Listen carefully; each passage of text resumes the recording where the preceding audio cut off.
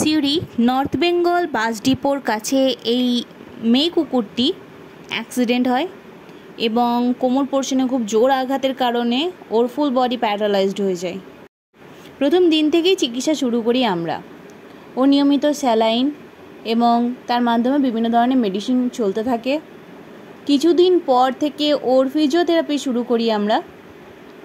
বর্তমানে সব থেকে খুশির যেই খবরটি, বর্তমানে ও 4 পায়ে হাঁটছে, ও একটা সুস্থ স্বাভাবিক জীবনে ফিরে গিয়েছে এবং ওখানকার স্থানীয় বেশ কিছু দোকান ওকে খুব ভালোবাসে।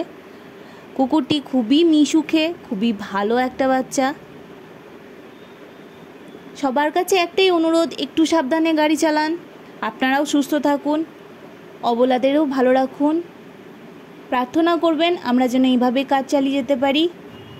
বেশ কিছু দিনের ট্রিটমেন্ট, মেডিসিন এবং দীর্ঘ 1 মাসের ফিজিওথেরাপির পর বাচ্চাটি সম্পূর্ণ সুস্থ। ধন্যবাদ আপনাদের সকলকে।